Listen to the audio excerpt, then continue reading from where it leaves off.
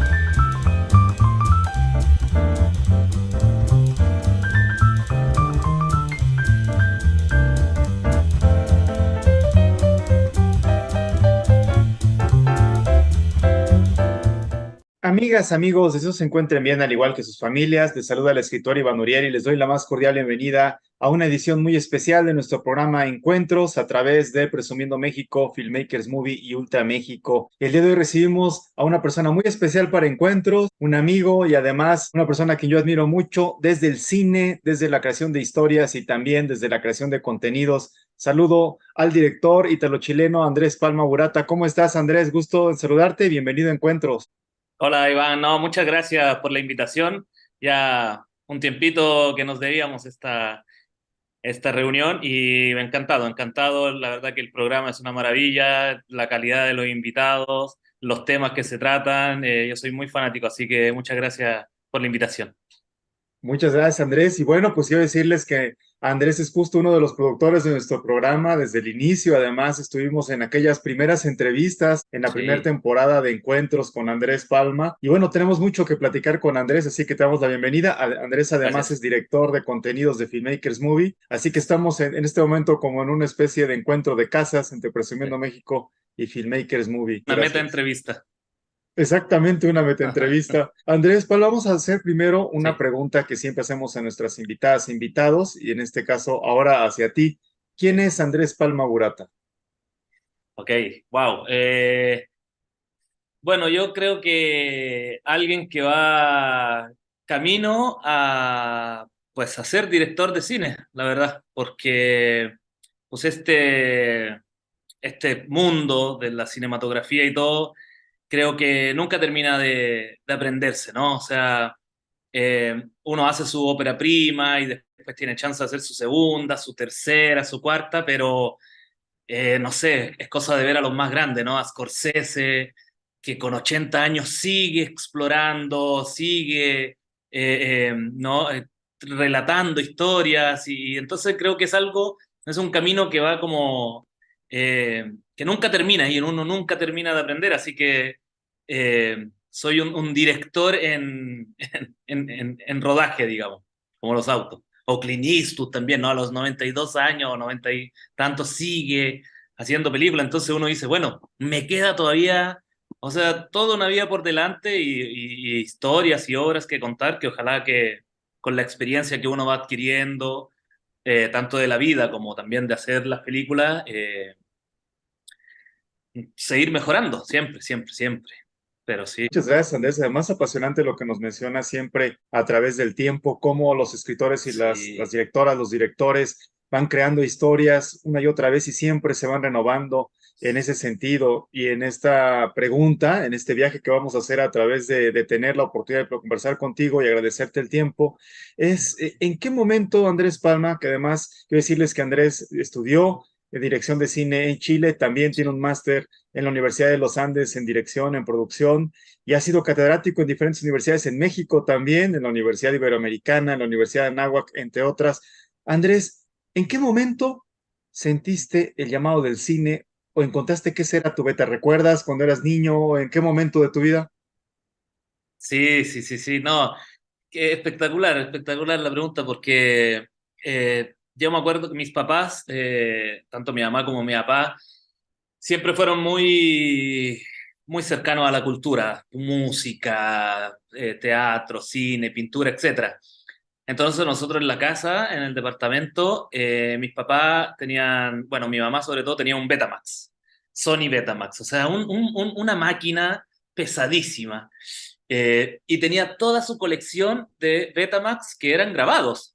No, ninguna era película así como original, ni DVD original, sino que eran puros grabaciones de cintas Betamax que tenían una, dos, tres películas. Y entonces yo me acuerdo que uno como niño, yo soy hijo único, entonces muchas veces estaba así en la casa, y entonces empezaba a mirar, y obviamente la curiosidad de un día me llevó como a agarrar una de esas cintas, ponerlas en el Betamax, oprimirle play, y me acuerdo perfectamente que fue El cielo sobre Berlín, de Wim Wenders. Y claro, yo niño vi eso y algo en blanco y negro, personajes, ¿no? No entendí, la verdad no entendí absolutamente nada, pero me empezó a llamar la atención, y entonces yo creo que mi madre, en un acto de bondad, me empezó a como a grabar, qué sé yo, me acuerdo de Mary Poppins, Alicia en el País de las Maravillas, eh, y después, claro, a medida que iba creciendo, ya empecé a ver Buster Keaton, por ejemplo. Tenía muchos cortometrajes de Buster Keaton. Y finalmente, una película que me marcó, pero de mala manera, increíblemente, fue que agarré una que se llamaba El Soldado Azul. Eh, y entonces la puse, y El Soldado Azul correspondía a este cine de los años 70 de ultraviolencia, estos western, ¿no? Que hacía Sam Peckinpah. El Soldado Azul es dirigida por Arthur Penn, si no me equivoco. Y entonces la puse y vi una historia maravillosa de un soldado azul que acompañaba a una muchacha apache o cherokee, no me acuerdo, a su poblado. Entonces todo el viaje es como la historia de amor de ellos dos, pero claro, cuando llegan al poblado, llega el ejército de los soldados azul a literalmente masacrar, y quedé así totalmente choqueado, pero nada, yo creo que ahí entré como en, wow, o sea, este mundo es fenomenal, ¿no? Andrés, siempre es apasionante Sí, recordar esos momentos, ¿no? En los cuales tenemos el contacto con el arte que nos configura y además en la historia de tu vida, por supuesto, tú naces en sí, Roma, después sí, sí, sí, migras sí, a Chile y en ese sí, viaje también encuentras otra realidad. Yo, gracias a ti, he conocido el cine chileno y justo claro, vamos a sí, entrar hacia el cine chileno porque, sí, sí, Andrés, sí, estamos también celebrando el 15 sí, sí, aniversario del estreno de una de las películas. Yo platicaba a través de encuentros también con el director uruguayo Rodrigo Pla sí, sobre La Zona, una película claro que sí, distinta a lo que se hace en el cine latinoamericano, buenísimo, y tu película Cassette es sí, sí, sí, justo una de las mejores películas de este siglo que se han hecho en ciencia ficción, en el muchas cine gracias, latinoamericano. Celebra 15 años, ¿cómo llega Cassette a tu sí. vida en un momento tan importante del cine latinoamericano? Sí, sí, la verdad que, bueno, yo digo que tuvimos la suerte nosotros de, digo, entre comillas, tuvimos la suerte de pasar de filmar del celuloide al cine digital, porque eso obviamente, el nivel de presupuesto, el nivel de facilidad, de los equipos, de transporte y todo eso nos facilitó muchísimo poder empezar a hacer como cine, ¿no? Casi casi que como la Nouvelle Vague, ¿no? Como salir a la calle finalmente a filmar, a grabar lo que sea. Entonces tuvimos esa suerte en la Escuela de Cine de Chile, donde se venía haciendo por generación, como tesis, una sola película, dirigida por un solo director, directores de foto, etc. Y la verdad que a nosotros nos tocó una generación muy movediza que decidimos como tomar ese presupuesto que nos daban para hacer una sola película y dividirlo en, creo que hicimos 5 proyectos. Y entonces, bueno, dije, una de los lemas de la Escuela de Cine de Chile era el avance irreflexivo y el retroceso metódico. Entonces yo dije, bueno, nos vamos a tirar y vamos a hacer una película de ciencia ficción, en primer lugar, porque ciencia ficción en Chile no se hacía. De hecho, yo creo que fuimos, si no es que la primera, la segunda película de ciencia ficción de chilena, porque obviamente el cine chileno viene de otro bagaje cultural, trataba obviamente todos los temas de la dictadura, obviamente todos los temas del retorno hacia el año 2000. Se empezó a meter justamente por también Amores Perros, se empezó a meter un poco más al cine marginal, por así decirlo, aunque en los 90 ya había tenido varias obras que retrataban un poco como la sociedad post-dictadura, ¿no? Toda la violencia, la pobreza que dejó, etcétera. Pero poco se hacía en temas de género. Había salido unos años antes una película sobre vampiros, pero ciencia ficción nada, entonces dijimos, bueno, vamos a tirarnos a la piscina, vamos a hacer una película de ciencia ficción y, eh, y nada, la hicimos, obviamente no teníamos presupuesto, no teníamos nada, entonces tuvimos que empezar a tomar alguna referencia, algunas cosas para poder llevarla a cabo, ¿no? Pero la base, claro, era esa en el fondo. Una película que además tiene grandes reflexiones y que estuvo, Claro. tomó un aire muy especial también cuando la pandemia llegó y de alguna manera nos vimos en el confinamiento y en esta reflexión que tiene, por supuesto, Cassette, que además tiene locaciones impresionantes en Chile y tiene uno de los Claro. finales más espectaculares que hemos visto en el cine latinoamericano. ¿Qué te lleva a la Sí, reflexión sí, después sí. de estos 15 años a nivel filosófico, Sí, sí, sí. cinematográfico y humano, Andrés, para haber dirigido esta obra maestra Cassette? Bueno, el Cassette es totalmente una película referencial a lo que fue la dictadura en Chile.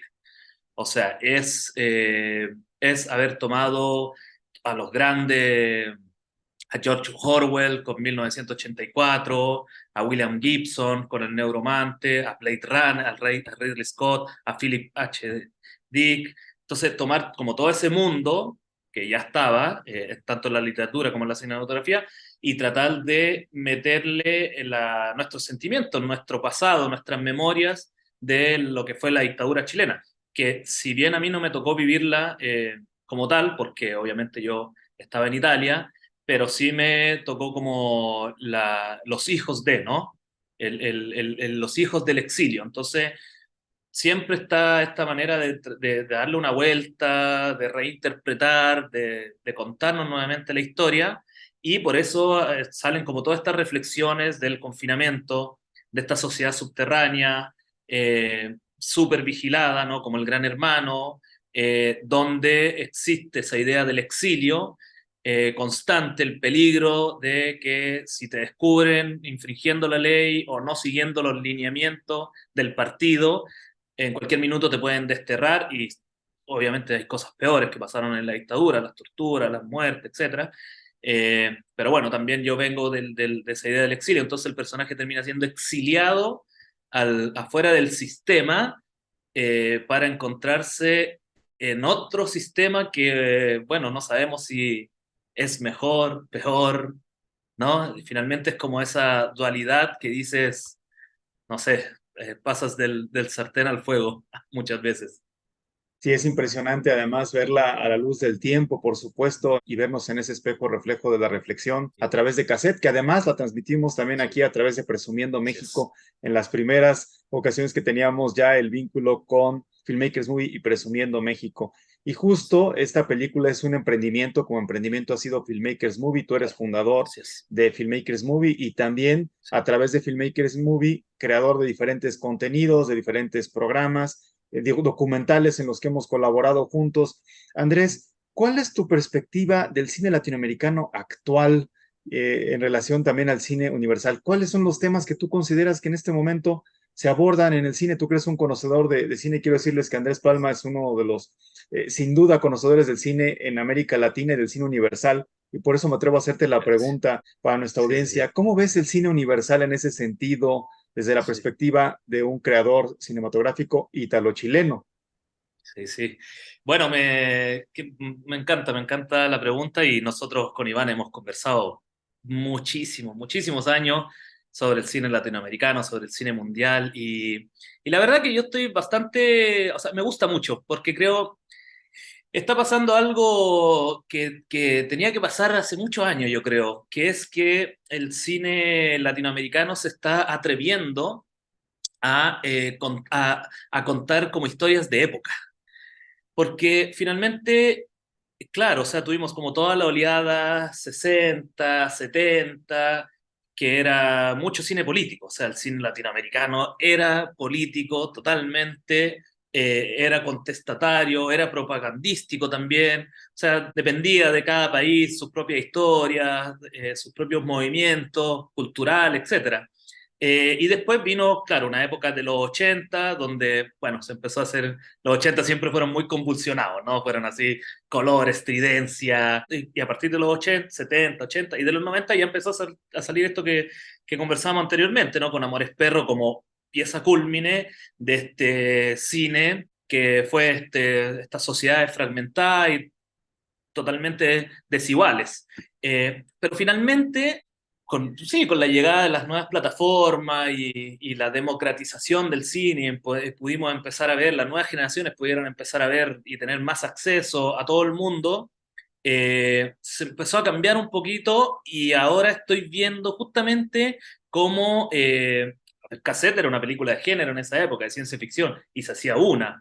Ahora, si hablamos de ciencia ficción latinoamericana, hay muchísimas películas de ciencia ficción, de terror, de fantasía y también históricas, que es yo creo que el cine que más me está gustando ahora último latinoamericano. Tenemos a Lisandro Alonso con Jauja, con Viggo Mortensen en Argentina. En Chile también hicieron Rey, de Daniel Satala, que habla sobre cómo un francés en el 1800 llegó a Chile para proclamarse rey de la Araucanía. Y entonces se están haciendo, y bueno, se están haciendo muchas películas en la Patagonia, hablando justamente de esta colonización europea que llegó y su trato con los pueblos originarios. Y entonces creo que ahí hay algo súper interesante porque se están abordando temáticas que antes solamente correspondían quizás a cierto cine de Estados Unidos o cierto cine europeo, o para qué hablar de los japoneses, ¿no? Kurosawa, Mizoguchi, que ellos sí tomaban como las leyendas, ¿no? De su propio pasado y las convertían en estas obras maravillosas de cine, pero que el cine latinoamericano, no sé por qué razones, como que no se atrevía muchísimo a mirar a su pasado, o creía a lo mejor que no tenía los elementos narrativos, técnicos o escenográficos para poder retratar cierta época. Pero ahora vemos que está muy en boga y está, me encanta, me encanta. Creo que ese es como un buen camino que está tomando el cine latinoamericano que sí, lo encuentro muy atractivo, la verdad.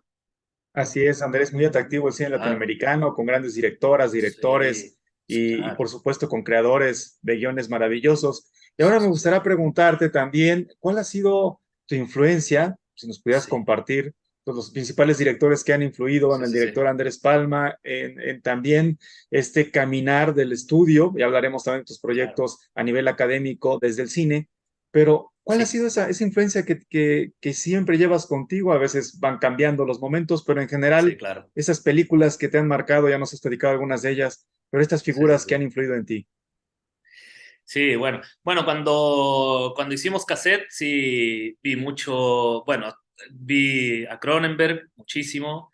De hecho, la idea de la secuela de cassette era VHS, tomada un poco de Videodrome de Cronenberg, ¿no?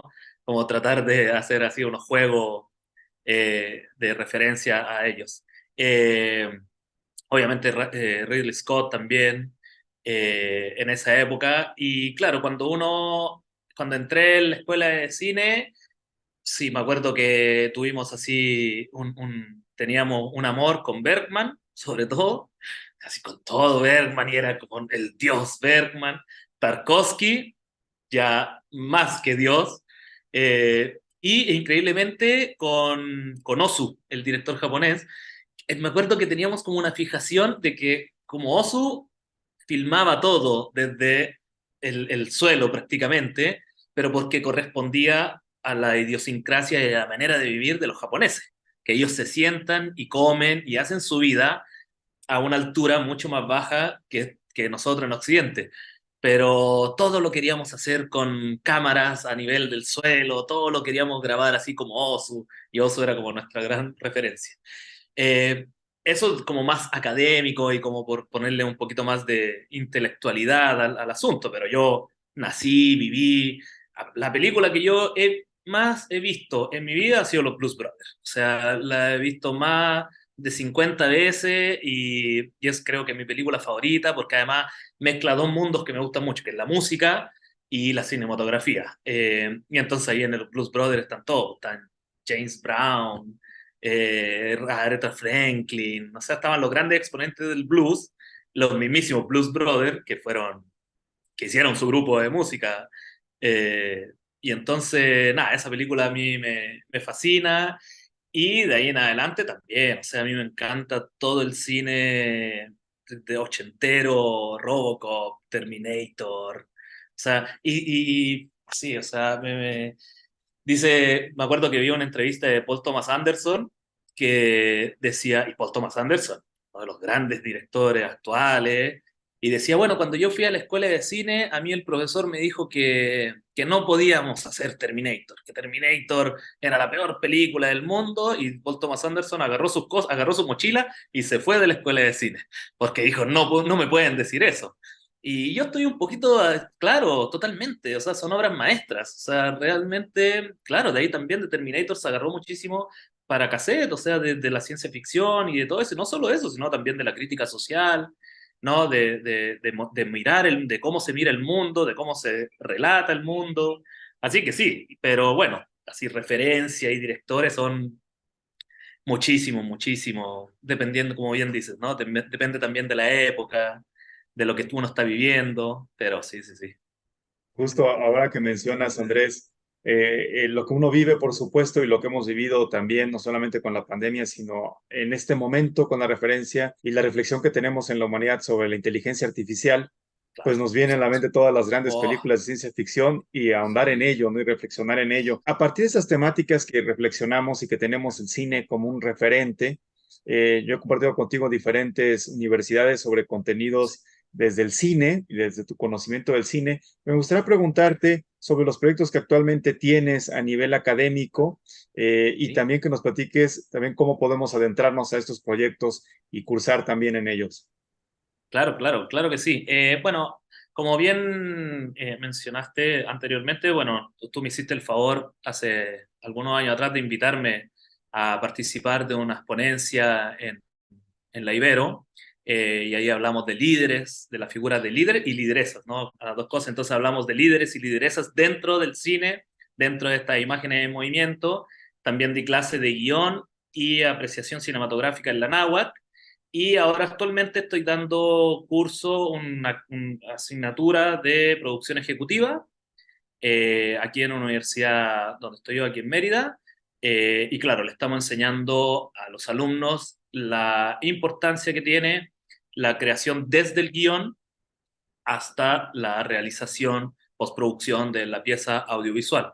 Todo el camino, recorrer todo el camino y todo lo que conlleva, tanto desde el punto de vista artístico, porque sabemos que hay como una diferencia entre el mundo del cine y el documental y el cortometraje, que aunque sean una industria, aunque sean empresas, digamos, tienen como distinta lógica que el mundo de la publicidad, de los comerciales, donde también me he tenido que desarrollar y trabajar.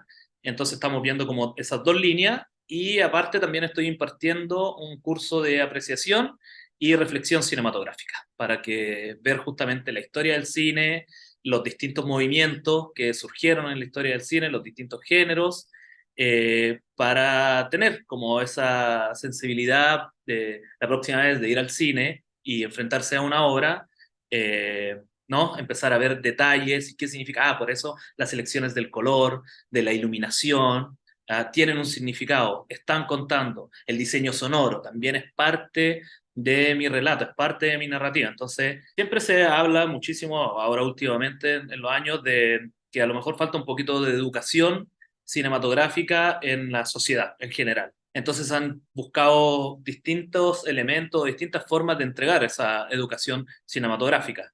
Yo encuentro que es súper subjetivo, porque como conversamos anteriormente, o sea, hay gente que puede considerar las películas de Marvel, por ejemplo, no, que no son cine, no, no corresponden, pero bueno, podemos discutir, yo creo que sí, yo creo que tienen todos los elementos que es para hacer obras cinematográficas de cierto género, obviamente, pero que no le quitan nada a otro cine. O sea, entonces es importante que nosotros aprendamos a ver todo tipo de cine.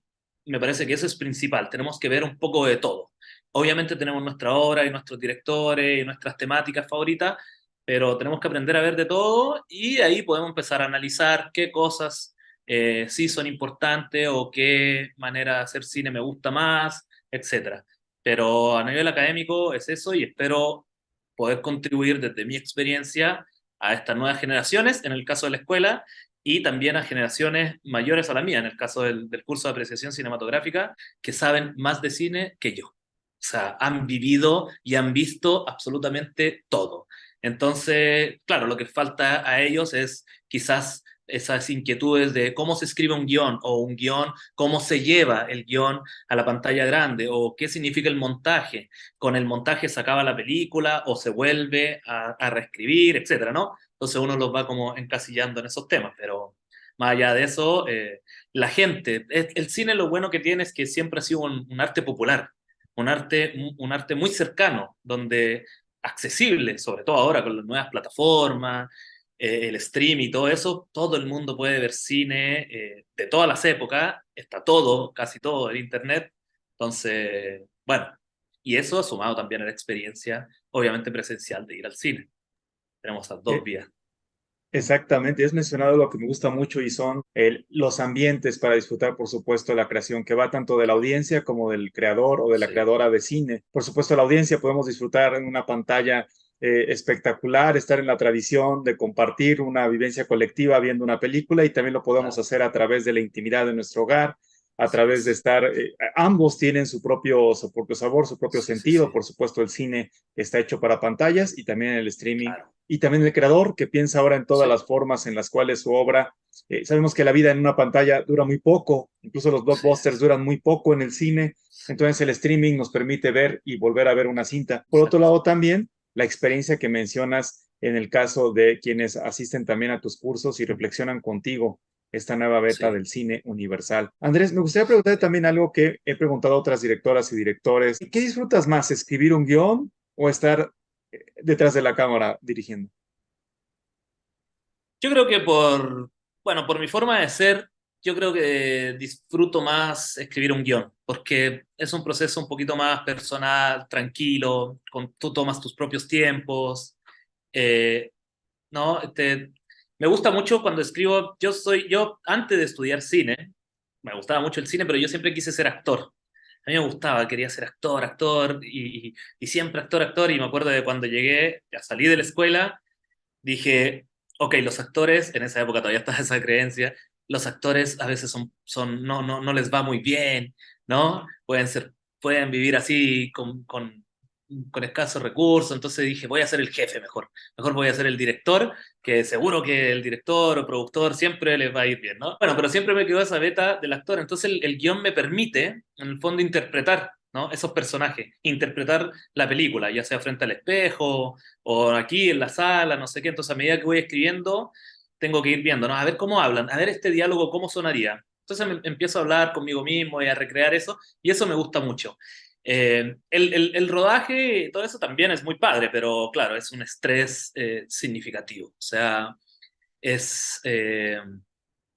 sí, yo sí vivo muchísimo el estrés del rodaje, porque, bueno, lamentablemente en el cine tienes pocas chances, ¿no? O sea, tienes jornadas acotadas, presupuestos acotados, y por más que uno haya ensayado con los actores o haya ensayado los movimientos de cámara y todo, el rodaje siempre puede pasar cualquier cosa y hay que estar muy dispuesto a estar en el momento, a cambiar, a solucionar los problemas y todo. Entonces creo que es muy estresante, pero finalmente el resultado final siempre es un alivio, siempre es una emoción. Volver a ver además tu obra, yo he tenido la oportunidad a lo largo de los años, también por Presumiendo México, me acuerdo cuando mostramos cassette, dije, ah, bueno, a ver, la vamos a volver a ver y la verdad que uno dice, wow, o sea, sí, ¿no? O sea, hicimos una película y lo pasamos mal, lo pasamos bien y todo, pero ahí está, es una obra que queda para el público, para la gente y bueno, eso yo creo que es súper reconfortante finalmente.